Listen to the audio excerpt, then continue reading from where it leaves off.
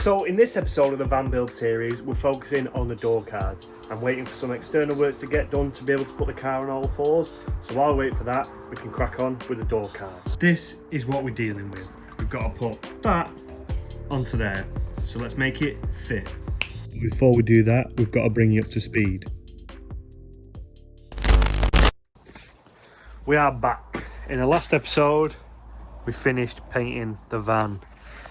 Now, until my bits on marker done and the coilovers land, I've not really got much to do, to be honest with you. The job that I am going to be getting on with is putting these carbon door cards on the door. So we've obviously got issues with the opening handle, which I've got a plan to sort, and then obviously we need handles as well.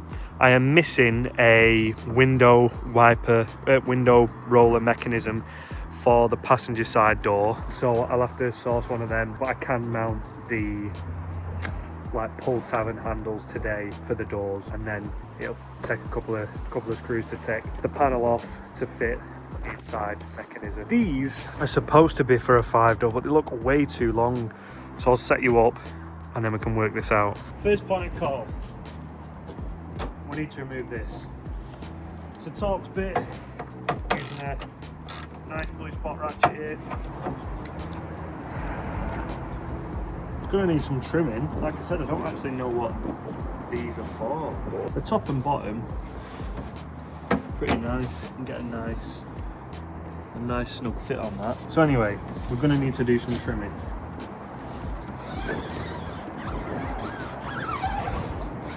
Get a nice round on it, a perfect round. We can follow that down. Oh yeah. Now that is looking a bit more like it. So this is the final product here, all cut and shaped up.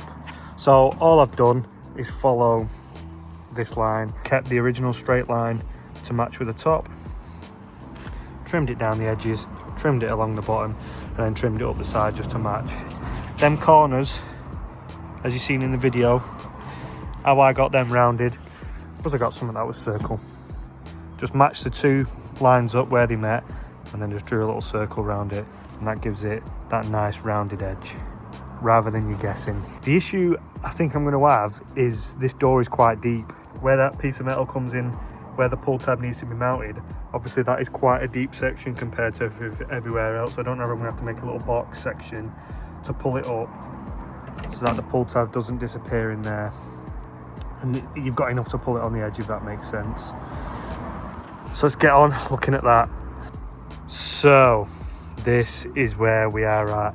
This is just some wire. This is just V1 of the thingy. I'm going to get some actual wire and proper crimps. But yeah, I'm reusing the old handle. Like I said, the issue was depth. The handle mechanism that normally sits this way comes out quite far, whereas this already has the build out, so it's bolted in to its original position, just turned on the side. And then this, I wanted to reuse this to the point of actually reusing it underneath where it comes in there, but I couldn't heat it up enough to get that bend, if that makes sense. So I was having a mooch online, and this is what other people have done. So as you pull that, obviously it pulls in. Job is a good one, and it sits just slightly above where it needs to, so we'll be able to cut that out, put a little recess in there, bang, job's a good one. So that is just tacked in place at the moment with this silver nut, but as you can see, it's giving me enough room underneath there. Bosh, that's all we're after. That is all we're after, ladies and gents. So pretty chuffed with that. It retains the OEM handle, just in a different position. The bollocks, ladies and gents. So now that this one is cut, we can just transfer everything from this one onto that one. So I've got an extra pair of hands coming up to put the doors back on. That's my dad. Hopefully he should be here shortly, and then we can bang both doors on. Now the reason I also needed to remove both doors was because this one was catching up in the corner up here due to one of the pins being heavily worn. This is a two-man job easily. I removed the doors on my own trying to get them off, and it was a ball ache. So brought the big guns in, got the dad down. He was into motors back in the day. This is why I'm into my Reynolds. He's the man to blame. So that's the doors back on. Now we can test out my handle design. So, as you know, I've spun the handle round. Bosh. Bosh. So that works an absolute treat. The doors are on. The door cards are obviously prepped. We need to wait for a passenger side window mechanism and then we can put that all back on. And now we're up to date. This is what we're dealing with. We've got to put that onto there. But before we crack on with that, we've got to fit a window regulator. This van never came with one, so I managed to pick one up off Facebook. Yeah, pretty cheap. We can throw it in. So let's get that done.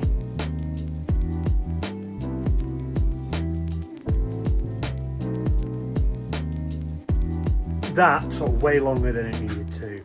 I had a bit of a ball ache with the window regulator, not being able to get it in, and then having issues trying to hold the glass up. You'd have seen that in the last clip, but it's in. What I'm going to do is I'm just going to quickly grease the runners so we can get that smooth up and down, and then we can focus on getting the door card on. We got a little grease for you, baby. Woo!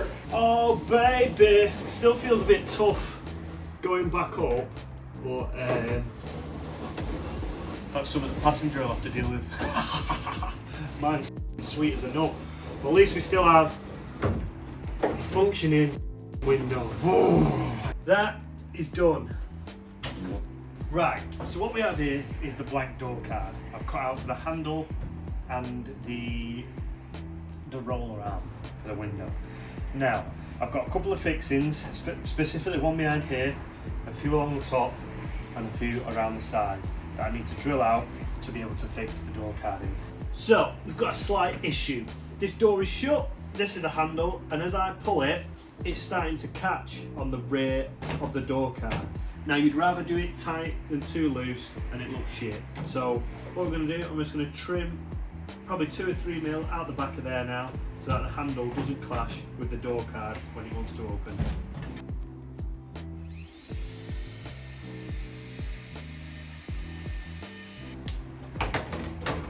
Now we can try that again. And that is how we like it, ladies and gents.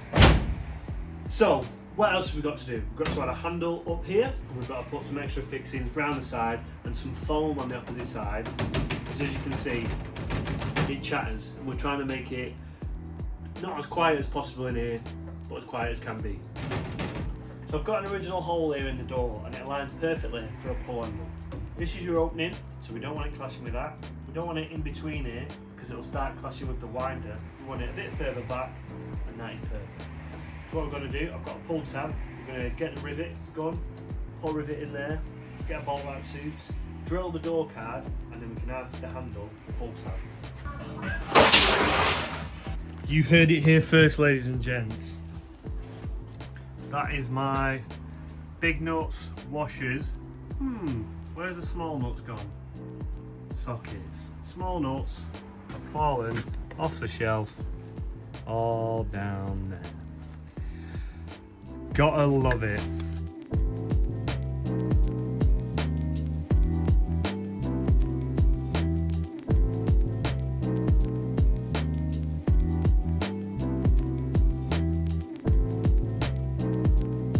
I've got this tape. Now this tape, off Amazon, it's great. But it's way too thick. So, what I've been doing, I've been cutting down the centre, just like that. And then I've also been cutting it in half again. Like I said, I thought I'd need this thickness. I didn't, it's way too thick. So again, what I've been doing is just cutting them in half again. All that does is stop the plastic from rattling against the door. So let's finish cutting this and get it back on the van. She is done. Now all I've got to do is repeat the process on the other side, and then we've got 2 door cards. Let's pull this plastic off.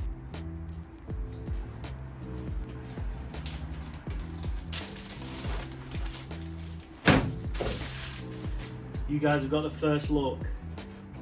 Tell me they look the bollocks. Ooh, baby. It's just that nice, clean design.